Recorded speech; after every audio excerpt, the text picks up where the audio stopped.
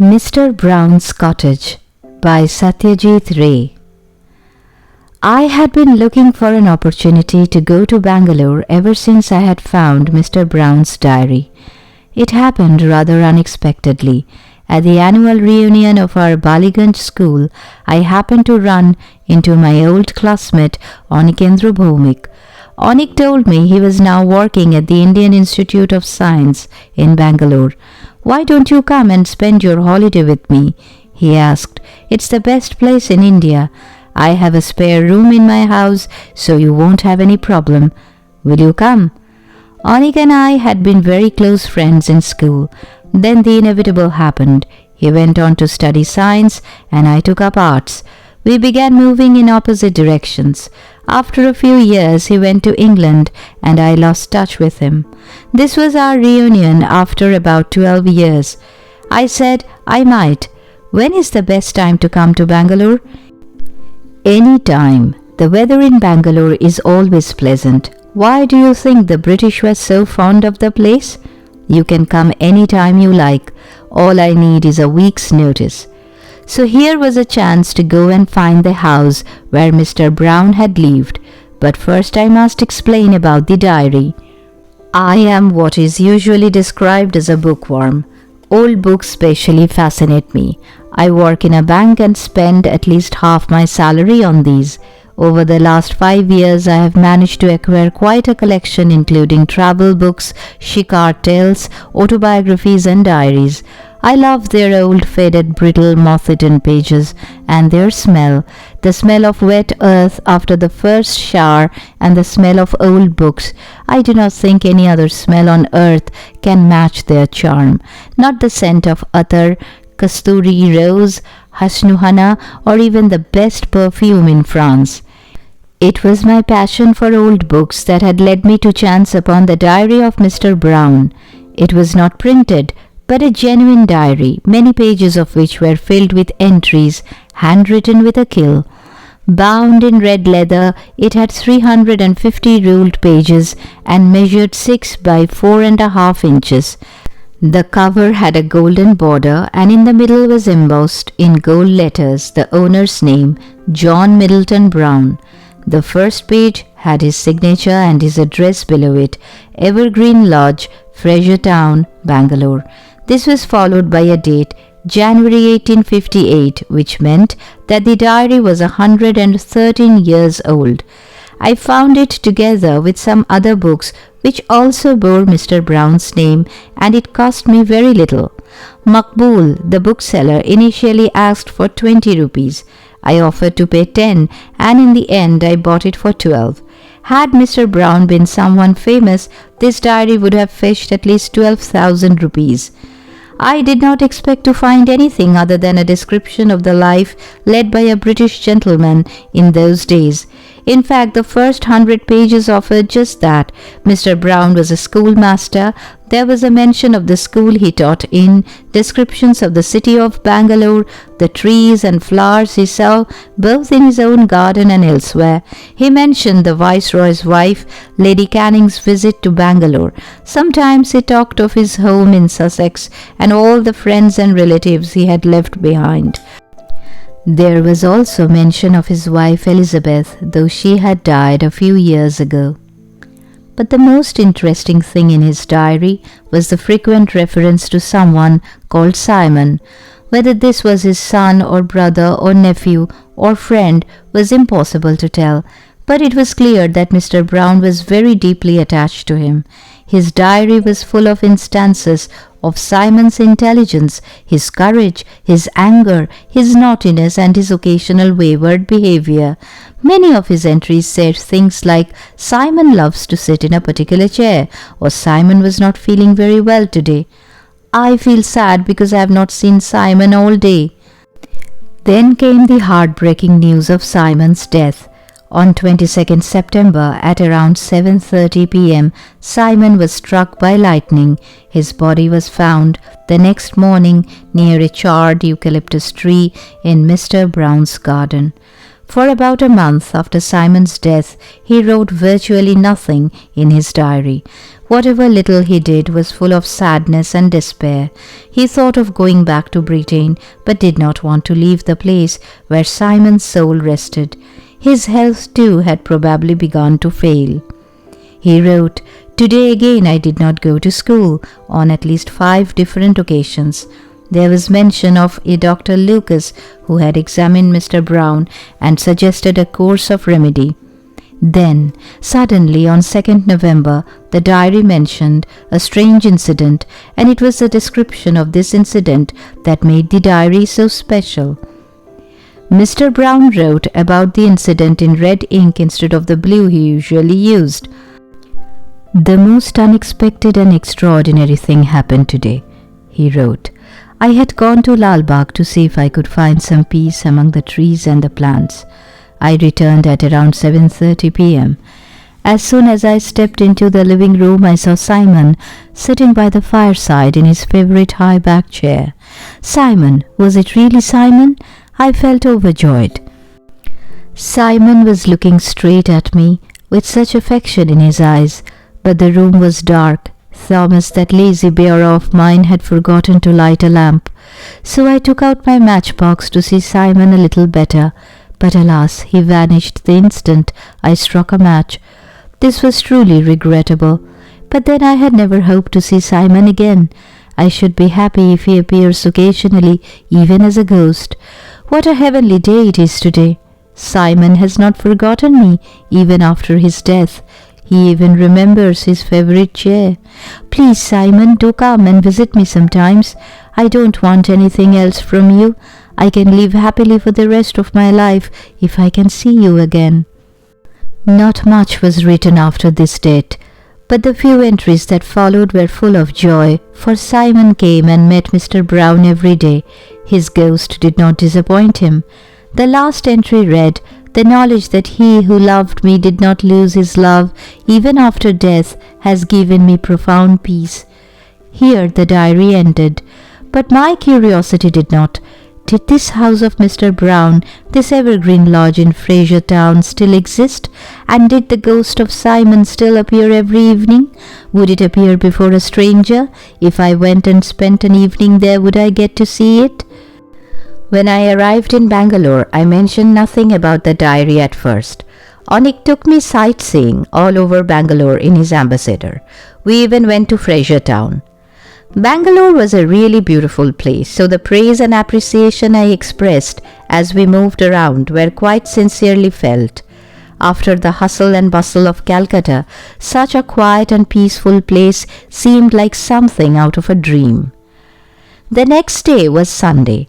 I raised the subject of Mr. Brown's house in the morning as Onik and I sat under a garden umbrella in his house, sipping tea.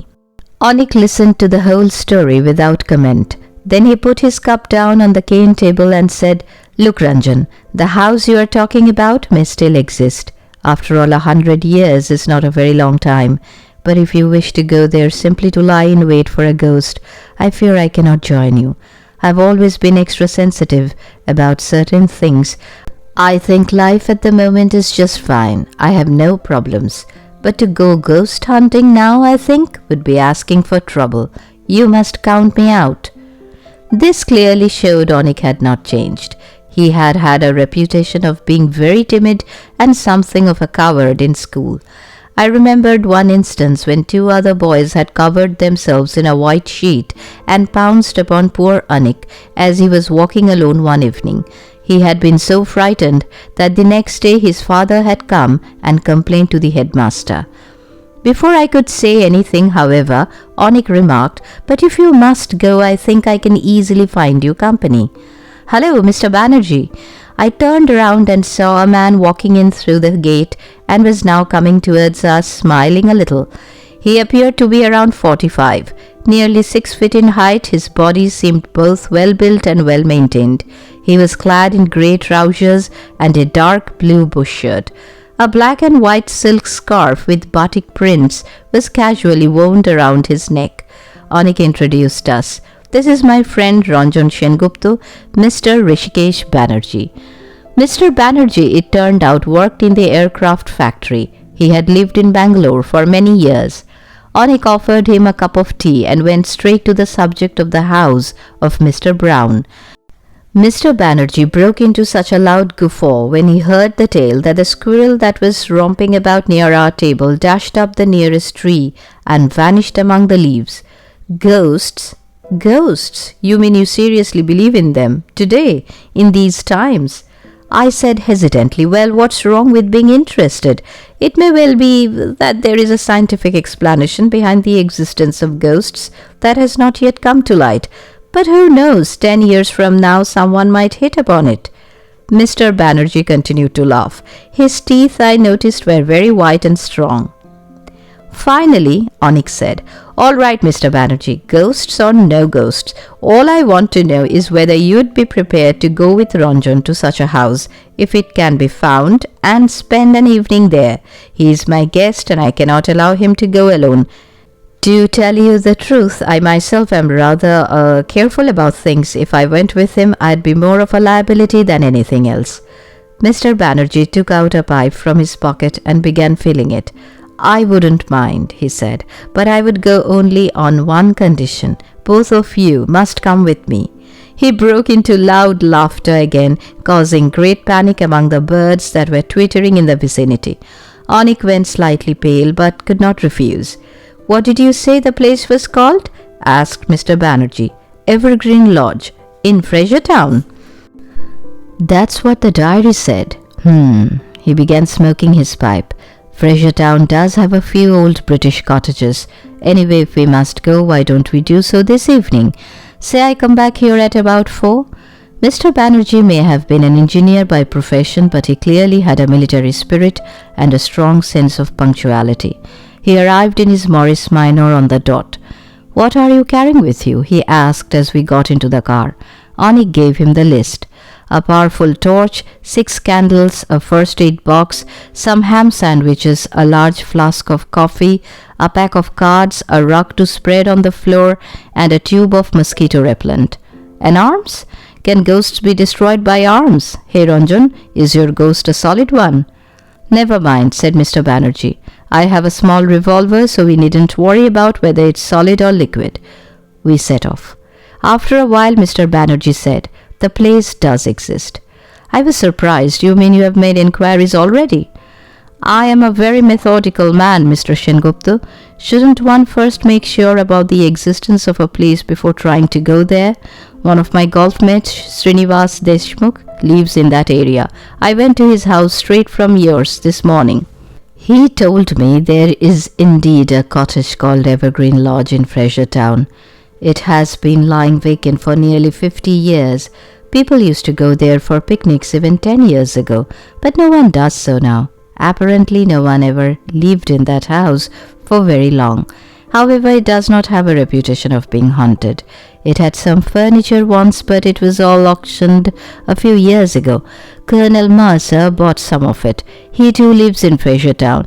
As far as I can see, we are going to have no more than a picnic ourselves. I am glad Onikendra has brought the cards. Driving through the clean, broad roads of Bangalore, it was difficult to imagine the existence of a haunted house. But I could not forget the diary of Mr. Brown. Unless one was totally mad, no one would just make up such an extraordinary tale and record it in a diary. Mr. Brown did see Simon's ghost time and again. Would that ghost not appear before us, even once?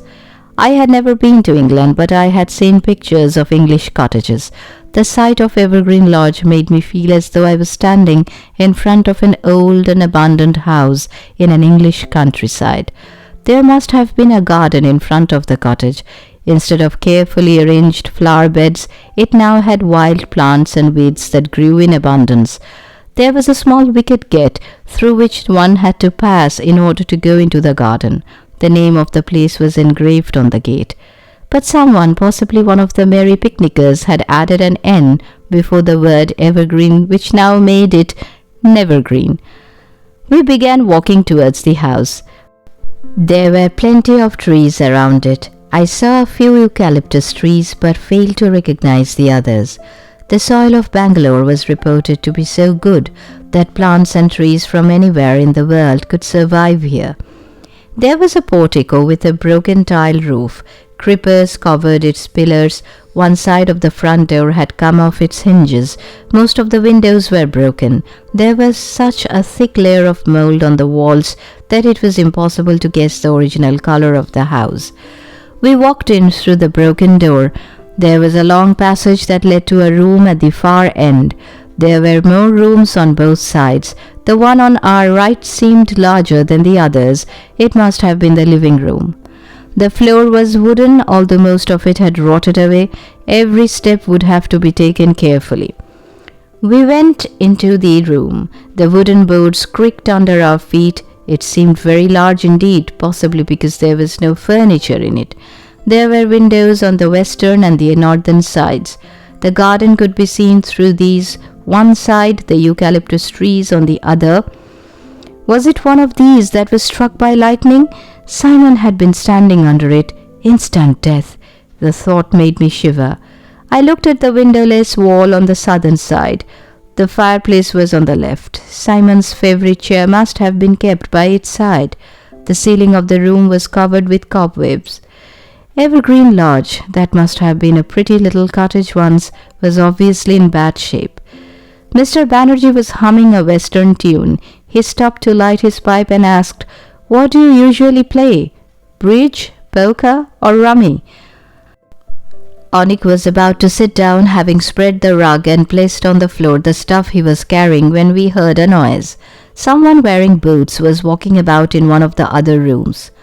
I looked at Onik. He had gone quite pale. The footsteps stopped. Mr. Banerjee suddenly took the pipe out of his mouth and yelled, "Is anybody there?" All of us began to move towards the passage. Onik clutched at my sleeve. We heard the footsteps again as we reached the passage. Then a man came out from one of the rooms on the right. He stopped short as his eyes fell on us. He was an Indian, and despite a heavy stubble on his face and an unkempt air, undoubtedly an educated gentleman. "Hello," he said. None of us knew what to say. The newcomer himself answered our unspoken question. "My name is Venkatesh. I'm a painter. Are you the owners of this house, or have you come to buy it?" Banerjee smiled and replied, "Neither. We just happened to stroll in." "I see. I was wondering if I could have my studio in this house. I don't mind if it's going to pieces. You wouldn't know who the owner is, would you?" "I'm afraid not," said Banerjee, "but you might like to ask Colonel Mercer. His house isn't far, straight down the road and then to the left. Shouldn't take you more than 5 minutes." "Thank you," said Mr. Venkatesh and went out. We heard the gate open and shut. Mr. Banerjee broke into yet another guffaw and said, "Mr. Sengupta, that was not your Simon or some other ghost, was it?" I had to laugh. "You cannot expect to see the ghost so soon. It's only 5:15. And even if he was a ghost, he couldn't have hailed from the 19th century. Such a ghost would wear different clothes." We returned to the living room. Onik sat down on the rug and said, "You make me nervous with your flights of fancy. Come, let's play cards." "Light some of the candles first," said Banerjee. "Dusk falls very quickly here." We lit 2 candles and placed them on the wooden floor, after which we took turns drinking coffee from the flask. Then it became impossible for me to keep quiet. There was something I had been wondering about, which showed how obsessed I had become with the idea of a ghost. I said to Banerjee, "You told us Colonel Mercer had bought some of the furniture of this house. If he lived so close, couldn't we go and find out about a particular item?" "What item?" "A special kind of high-back chair." Onik grew faintly annoyed at this and said, Why? Why should we suddenly start looking for a high-back chair?" "Well, you see, Mr. Brown mentioned this chair in his diary. He said Simon loved to sit in this chair, even after his death. It used to be kept near that fireplace, so I thought if we could bring it here—" Onik cut me short. "How will you bring it? In Mr. Banerjee's Morris? Or do you suggest the 3 of us carry it all the way? Have you gone totally mad?" Banerjee raised his hand at this point and silenced us both. That chair was not among the stuff Colonel Mercer bought. I go to his house quite often. I would have seen it. As far as I know, he bought 2 bookcases, 2 oil paintings, a few flower vases, and little knickknacks for display. You know, art objects. I fell silent. Onik began shuffling the cards. Banerjee said, "Let's play rummy. It should be more interesting if we played with stakes. Do you mind?" "Not at all," I replied, "but I only have a small job in a bank. I cannot afford to lose much." The light outside had faded. We began to play. I have never been lucky at cards. Today was no exception. I would have felt happy to see Onik win, for I knew he was feeling uncomfortable and nervous. But nothing of the kind happened. It was Mr. Banerjee who appeared to have all the luck. He kept humming that western tune and continued to win every game. We were still busy playing when I heard a cat mew. This disappointed me farther. A haunted house should not have even a cat living in it. I said as much to Mr. Banerjee, who laughed and said, "But it was a black cat. Saw it going down the passage."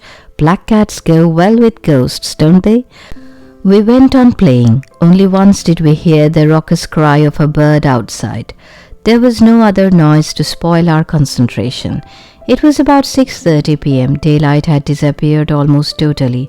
I had finally been favored by Lady Luck and had won 2 games when we heard a strange noise. Someone was knocking at the door. All of us put our cards down and listened. Tap, tap, tap, tap. Onik went paler than before. My own hands began trembling. But Mr. Banerjee was clearly not one to be frightened easily. He broke the silence by demanding loudly, "Who is it?" The knock was repeated. Tap, tap, tap. Banerjee leapt up to go and investigate. I caught the edge of his trousers and pulled him back. "Don't go alone," I whispered. The 3 of us went out together. We went into the passage and looked towards our left. There was a male figure standing just outside the door, wearing a suit and carrying a stick. It was impossible to distinguish his features in the dark. Onik clutched at my sleeve even more tightly. I looked at him and somehow my courage returned. Meanwhile, Banerjee had taken a few steps forward. Suddenly we heard him exclaim, "Oh, hello, Dr. Larkin. What are you doing here?" It was now possible to see the middle-aged European. He screwed up his blue eyes slightly behind the golden frame of his glasses and smiled genially. "Saw your Morris parked outside, then I noticed candle lights through the windows, so I thought I'd drop in and find out what you are up to." Banerjee grinned. These 2 young friends of mine had this weird idea. They dragged me along to play cards here, just for an adventure. "Very good, very good. Youth is the time for doing mad things. Old people like me would only sit at home and reminisce. Oh, well, well, have a good time." Dr. Larkin raised his hand in farewell and walked away, tapping his stick on the ground. Another false alarm. We returned to our game. I had lost about 4 rupees. Now I was beginning to regain some of it. Even if Simon's ghost did not appear, today's outing would be worthwhile if I could manage to win something at cards. I had been looking at my watch frequently, so I can tell exactly when the real thing happened. 7:30. Mr. Brown had mentioned that was when Simon had died. I was dealing the cards. Mr. Banerjee was lighting his pipe and Onik had just slipped his hand into the packet of sandwiches when the look on his face changed and his whole body became rigid. His eyes were looking at something beyond the room, in the passage. Banerjee and I automatically followed his gaze. What I saw made me hold my breath. A pair of brilliant eyes stared at us from the dark passage. They had the pale green and yellow glow of phosphorus and did not flicker. Mr. Banerjee's right hand went into the vest pocket of his coat, and in that instant everything fell into place. My voice came back and I said, "There's no need to take out your revolver, Mr. Banerjee. It's that black cat." Onik seemed to relax at my words. Banerjee took his hand out of his pocket and said softly, "How ridiculous." The phosphorescent eyes now came closer. As soon as it crossed the threshold, I knew I was right. It was indeed the black cat. The cat stepped into the room and turned left. Our eyes were following every movement it made. We too turned our gaze to the left. Then all of us made the same sound, quite involuntarily. It was a sound one makes when profoundly startled. The reason for this was simple. While we had been sitting playing rummy, a high-backed chair covered in red velvet had appeared from somewhere and made its way to the fireplace. Black as a moonless night, the cat walked silently towards the chair. It stopped for a moment, then jumped onto it neatly and curled up. At that precise moment, I heard something that froze my blood.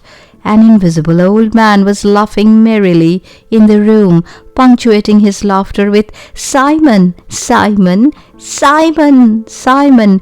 There was also the sound of his clapping happily like a child. A scream told me that Onik had fainted, and Mr. Banerjee? He had gathered Onik in his arms and was sprinting towards the main door. I followed him quickly. The cards, the candles, the food, the rug, everything was left behind.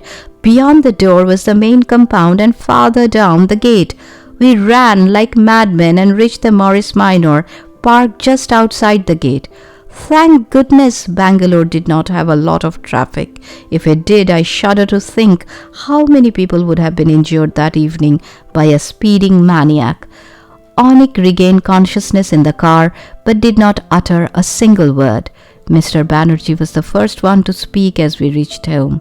He snatched the glass of brandy from Onik's bearer, downed half of it at one go, and said hoarsely, "So Simon was a cat." I was in no condition to converse either, but I felt in my heart that he was right. It had to be true.